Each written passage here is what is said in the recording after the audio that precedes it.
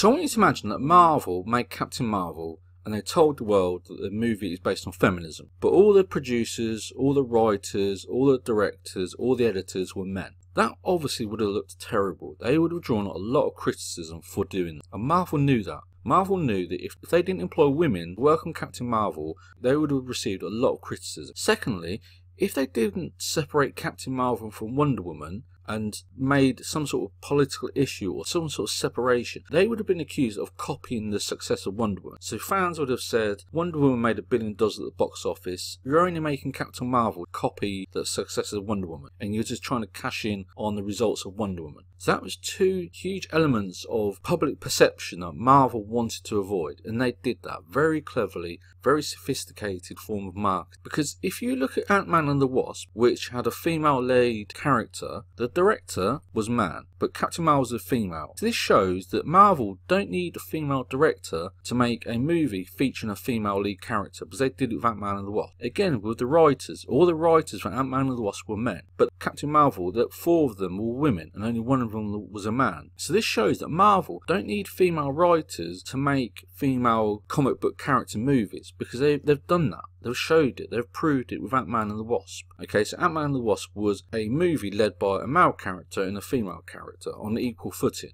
So Marvel only employed female writers for Captain Marvel because they didn't want that criticism of telling the world that it's a feminist movie and then only employing men. That would have looked very bad and very suspicious and very hypocritical. Well, Marvel knew that. So they employed female writers and female directors on Captain Marvel to take away that criticism. Because they didn't need female writers to make a female movie comic book character, because they did it with Ant-Man and the Wasp. The proof is there. Now let's look at the producers. Okay, so Captain Marvel had 4 female producers and only 2 female producers on Ant-Man and the Wasp. Now these are not creative roles. They could be male or female. But coincidentally, they've got more female producers on Captain Marvel. Again, because of the marketing point of view. These female producers were hired for the marketing element. They wanted to make sure that Marvel knew that if they didn't have any female producers, they would draw a lot of criticism. So they employed female producers to reduce that criticism. Now, again, the film editing. So Ant-Man and the Wasp had a female movie comic book character in, but there was no female editor. But Captain Marvel did have a female editor, because they knew if they only had male editors, they might draw a lot of criticism for that.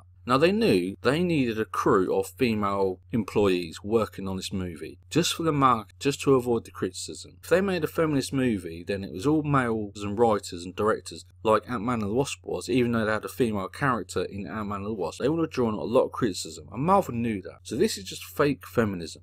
And it's the same with Disney. Disney pay women less than men, so they don't believe in feminism. If they did, they would be paying women the same as men. And their own figures show that. Their own figures in Britain show they pay women less than men. And in Britain, they're required by law to submit those numbers. So that's the only way it's been shown, because they're required to do that by law. But this is the real point. When you look at the thanks or the recognition of these 2 movies, it's almost exclusively male. And there's only 2 women who receive any recognition for Captain Marvel. And there's around 40 to 50 men who receive a thanks or recognition. These are mostly the writers of the original comic book. So what role has women had in the history of Captain Marvel? Almost none. Yet now they've got writers and producers and editors and directors, because they didn't want that criticism. Marvel didn't want the criticism of only employing men. So that's why they employed women. They wanted it to appear as a feminist movie. Because they didn't tell us that Ant-Man and the Wasp was a feminist movie, so they didn't bother to employ women as the writers and the directors and the film editors. If they told us that Ant-Man and the Wasp was a feminist movie,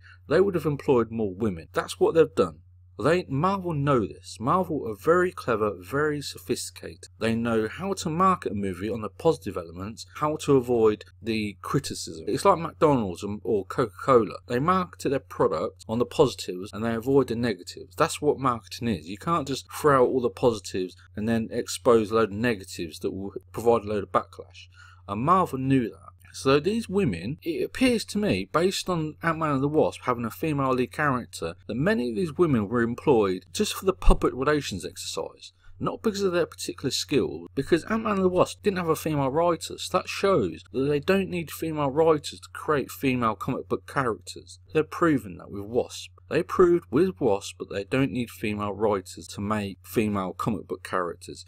If they had writers on Ant-Man and the Wasp who were female, You could say those women were selected because of the personal input in writing about female movie characters. But no women were selected, it was only men. So it shows they could have made Captain Marvel using male writers, but they didn't because of the perception by the people when they told people that Captain Marvel was based on feminism. But let me know what you think in the comments below. Do you think that Captain Marvel is a feminist movie? Do you think that those women have been hired on their merits even though they didn't have female writers, directors and editors on Ant-Man and the Wasp, even though that had a female lead character? They had a female lead character in one movie, they almost had no women working on it, but when they made a female lead character in Captain Marvel and told millions of people it was based on feminism, suddenly they have female writers and directors and editors. It seems very suspicious, and yet at the end of it, all the recognition goes to men. So how much of a feminist movie is it? All the recognition goes to men, yet we're told it's a feminist movie.